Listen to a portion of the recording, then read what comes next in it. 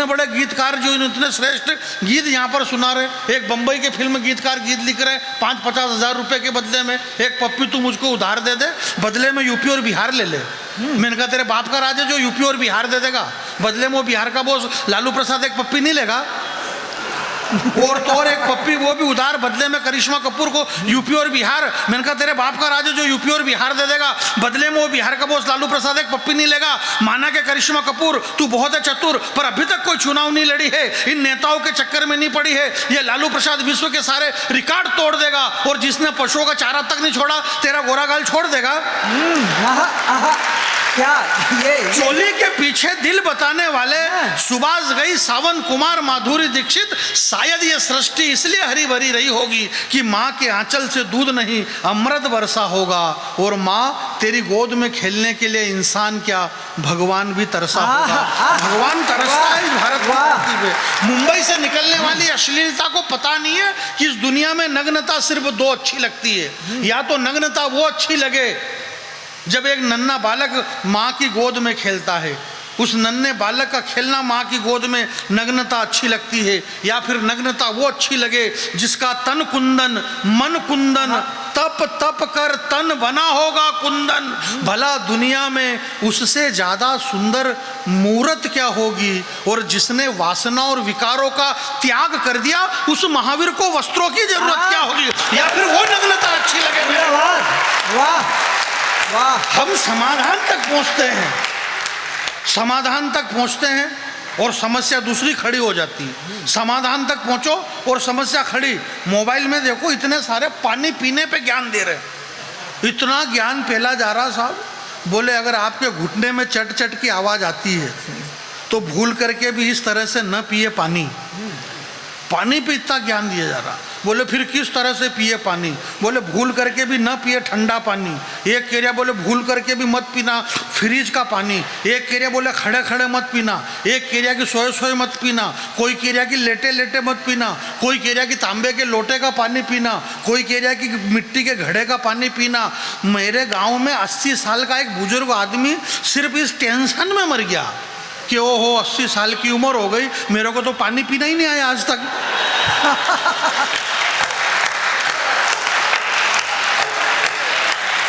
इतना ज्ञान फैले जा रहे हैं। मैं आपको रियल सही बता रहा हूँ, अब खोले कि जो हमको भी मालूम नहीं है।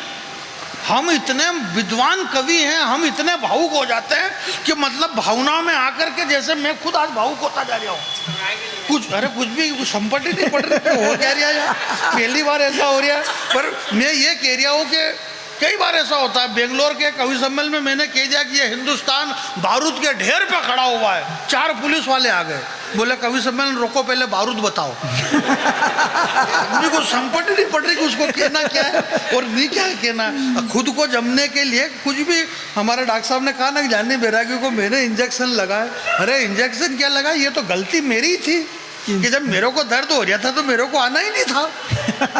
भाई हमारी तबीयत खराब हो जाती है, परंतु जो सामने श्रोता बैठे हुए हैं, अगर जिस दिन श्रोता कह देगा कि हमारी तबीयत खराब हो रही है, अब हमसे ताली नहीं बजे तो अपने आप 5 मिनट काटने महंगे पड़ जाएंगे। इसलिए आप बहुत महान है साहब, आपके सारे देश वाह, हिंदुस्तान के बड़े से बड़े स्टार की कोई वैल्यू नहीं है अगर सामने वाले श्रोता थोड़ी देर के लिए हाथ बांध करके बैठ जाए तो।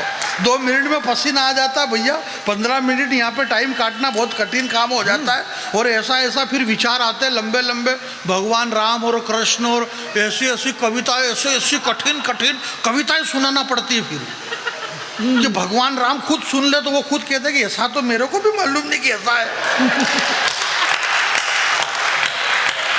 राधा और कृष्ण जी पे इतने खतरनाक छंद लिखे कि राधा जी को खुद को भी मालूम नहीं है कि मैं ऐसी थी, भगवान कृष्ण को भी मालूम नहीं है। मेरे को ये बताओ कि क्या नरेंद्र मोदी जी ने ये कहा था कि मेरा 56 इंची सीना है यूं? पता नहीं किसने किया जाए, और अब मतलब उनको भी झेलना पड़ रहा है कि 56 इंची उन्होंने तो कहीं नहीं था। परंतु बड़े लोग जो रहते हैं वो बड़े ही होते हैं, बड़े लोगों की भाषा बड़ी होती है। आज जो रियल में बड़े कवि हमारे विष्णु भैया, वेद भैया, ये सारे दिनेश भैया सब बड़े लोग हैं यार। अब ये जो भी बोलते हैं तो बड़ा बोलते हैं। मोदी जी ने एक बार कहा हिंदी के 8 लाख शब्द हैं, उसमें एक शब्द आया भी नया ये दिनों, देवतुल्य मतदाता। मोदी जी का मुंह से निकला देवतुल्य मतदाता, तो मतदाता भी खून का कुप्पा हो गया, क्योंकि अपन देवता है। अपन देवता। अब एक बार सारे देवताओं को भोपाल में इकट्ठा करना था, तो हजारों देवता साहब चले ट्रैक्टर में भर भर के। थोड़ी देर मजे लेना, आनंद लेना आप मेरे भाई। अब आया आनंद। दिनेश भैया, न आसमान से मिला, न आसमान से मिलता है, न जमीन से मिला, आंखें फटी के फटी रह गई जब पता चला कि ये अपनी ही आस्तीन से मिला। क्या आपकी तालियां कमजोर है मेरे भाई। न आसमान से मिला, न जमीन से मिला, वाह। आंखें खुली के खुली रह गई। खुली के खुली रखना के फटी के फटी रखना नहीं, आपने सोलियत अनुसार डॉक्टर साहब कह रहे हैं कि आंखें को फटी के फटी रखो। अब इनको फटी के फटी में ज्यादा इंटरेस्ट है, तो फटी के फटी सही। न आसमान से मिला, न जमीन से मिलता है, ये आंखें फटी के फटी रह गई जब पता चला कि ये अपनी ही आस्तीन से मिलता है। और उनके घर से वो मिले, इनके घर से ये मिले, और हमारे घर से हम मिले। एक लाइन आपके चरणों में रखता हूं कि उनके घर से वो मिले, इनके घर से ये मिले, हमारे घर से हम मिले। हमने कब कहा कि तुम देशद्रोही हो? हाँ। पर तुम्हारे ही घर से क्यों हर बार RDX और बम मिले?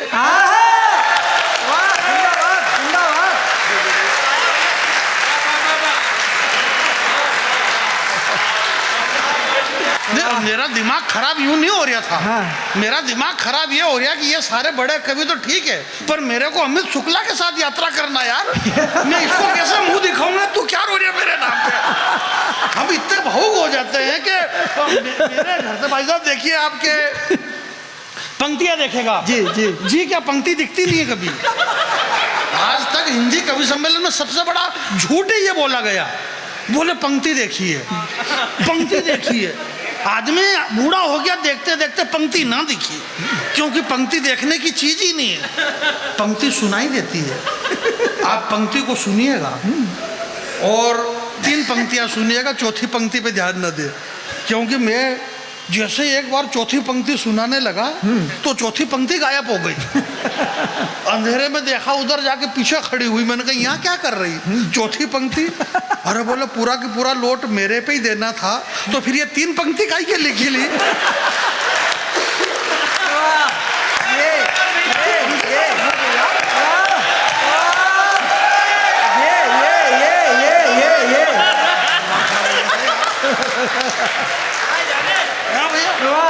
ये अरे वो कई बार क्या होता है, आप प्रेम से बताऊं, घर के लोग हैं आप, अरे निकाला क्या भैया, कई बार क्या होता है कि जब 5-10 मिनट तक माइक पे पकड़ में नहीं आता ना मामला, तो वो हास्य रस का कवि भी फिर डायरेक्ट एक ही बात कहता है कि मेरी सबसे श्रेष्ठ रचना मैंने माँ पे कविता लिखी, वो माँ सुन।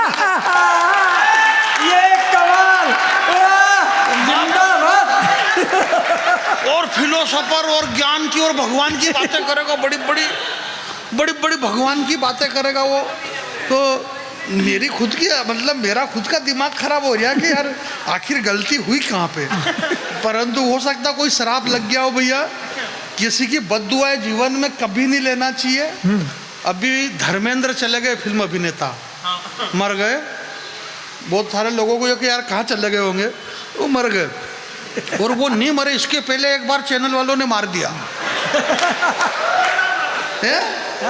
2-3 बार में तो समझ गया कि ये मर ही गया होगा, पर एक बार ओरिजिनल मार दिया। फिर जब वो ओरिजिनल मरे तो कोटा दशहरे के, हमारे राजस्थान में कोटा में दशहरे का एक बहुत बड़ा मेला लगता है, वहाँ पे फिल्म अभिनेत्री हेमा मालिनी जी आई थी। इस बीच में क्या हुआ कि मिथुन चक्रवर्ती को दादा साहब फाल्के पुरस्कार मिला। तो हेमा मालिनी जी का दिमाग खराब हो गया कि भाई सीनियर अभिनेता धर्मेंद्र है ना, मिथुन से ज़्यादा सीनियर है, तो दादा साहब फाल्के पुरस्कार है धर्मेंद्र जी को मिलना था, पर उनको नहीं मिला। जब छानबीन की गई तो पता ये लगा डॉक्टर साहब कि धर्मेंद्र के हिस्से में कुछ बद्दुआएं थी, जो कि जैसे मेरे हिस्से में आ गई थी आज। बोले क्या बद्दुआएं थी? बोले धर्मेंद्र जी ने जिंदगी भर इन कुत्तों से बद्दुआएं ले ली। कोई सी भी फिल्म हो, बोले कुत्ते तेरा खून पी जाऊंगा, कुत्ते तेरा खून पी जाऊंगा।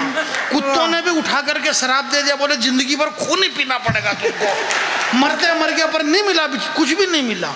मिथुन चक्रवर्ती को मिला दादा साहब फाल्के पुरस्कार अवार्ड। तो भाई मिथुन ने ऐसा क्या किया? तो इन सारे कुत्तों ने मिलके मिथुन दादा को आशीर्वाद दिया। एक केसी बोकाइडा की फिल्म थी इलाका, उसमें मिथुन दादा कहते हैं कि नागर तेरे नाम का कुत्ता पालू, तेरे नाम का। उन्होंने आदमी को ये दुआएं और बद दुआओं से बहुत दूर रहना चाहिए। मैं इन सारी चीज़ों से बहुत दूर हूँ मेरे भाई। तो मैं ये कह रहा था कि गीले शिकवे शिकायत के दौर चले गए। बच्चे की लाज रखना था। गीले नई पंक्तियां सुनना के गीले शिकवे शिकायत के दौर चले गए। यार तुम हमारी मौत की तरकीब ढूंढते ढूंढते लाहौर चले गए। अभी बढ़िया, इससे और अच्छा होगा। देखो, गीले शिकवे शिकायत के दौर चले गए, तुम हमारी मौत की तरकीब ढूंढते ढूंढते लाहौर चले गए, और इतनी दूर जाने की जरूरत ही क्या थी? इतनी दूर जाने की जरूरत ही क्या थी? बस छोटा सा काम कर जाते। एक बार आप हमें गद्दार बोल देते, हम जीते जी मर जाते। हमारे खून में शामिल नहीं है मेरे भाई। तो मैं आपके बीच में ये कह रहा था, क्या कह रहा था कि जिस दिन से जो आखिरी में डॉक्टर साहब ने हमारी आंखों में आंसू दिए, लाड़ो वाला वो बेटियों का गीत इन्होंने सुनाया। हमने भी 2 बेटियां विदा करी मेरे भाई अभी जी। तो बड़ा मार्मिक दृश्य है वो बेटियों का, परंतु फिर भी अब क्या करें। जिस दिन से घर से बाहर तेरा पाँव चला गया, जिस दिन से घर से बाहर तेरा पाँव चला गया, बस उसी दिन से अपने दादाजी की मूंछ का ताव चला गया। क्या क्या बात है। एक बदतमीज आफताब नाम का श्रद्धा नाम की बेटी के 35 टुकड़े कर देता है। ये 35 टुकड़े क्यों हुए? 35 टुकड़े नहीं, हजार टुकड़े हुए होंगे जब एक मजबूर बाप के, तब जाके 35 टुकड़े हुए हैं मोहतरमा आपके। जिस दिन से घर से बाहर तेरा पाँव चला गया, बस उसी दिन से अपने दादाजी की मूंछ का ताव चला गया, और कलेजे का टुकड़ा समझ करके पाला था तुझे, कलेजा निकाल करके चली गई, और गोद में उछाल के खिलाया था, तो उसी बाबूजी की पगड़ी पांव तले उछाल के चले। मेरे भाई, मैं आपके बीच में सिर्फ ये कहना चाहता हूँ कि धन्य धन्य धरा जहाँ की शक्ति भक्ति और स्वाभिमान कभी बिका नहीं, और धन्य था वो शूरवीर राणा जिसकी ताकत के आगे अकबर तक टिका नहीं। क्या फौलादी सीना था उस राणा का, टकराकर तीर सीने में टूट जाते थे, और ही निनाता था जब चेतक तो मुगलों के छक्के छूट जाते थे। और ऐसा भगवा उड़ाया राणा ने हल्दी घाटी में कि सूर्यदेव भी छिप गए गगन पर, और आदमी तो आदमी एक घोड़े ने जान दे दी वतन पर। जिस देश में एक घोड़ा प्राणों की आहुति दे देता है, उस देश के अंदर आप विद्वान लोग बैठे आचार संहिता का मतलब क्या होता है? आचार संहिता का मतलब क्या है? आचार संहिता मतलब आचार संहिता। दुनिया की पहली आचार संहिता हाँ, लक्ष्मण जी ने लगाई, तरकस में से तीर निकाला और एक रेखा खींचते हुए कहा कि हे भाभी, आप इस रेखा से बाहर पाँव मत रखना। दुनिया के किसी रावण की ताकत नहीं है जो आपकी तरफ नज़र उठा करके देख ले। वो दुनिया की पहली आचार संहिता थी, भूल करके भी चली मत जाना, भूल करके भी चली मत जाना अकेले में। लोग चेहरे पे चेहरा लगा करके घूम रहे इस मेले में, और अगर चली गई अकेले में तो आबरू लुटा करके घर पहुंचोगी अपने आप की, क्योंकि तुमने मजबूत उंगलियां छोड़ दी है जो बचपन में पकड़ रखी थी माँ बाप की, जो बचपन में पकड़ रखी। बहुत बहुत वाह।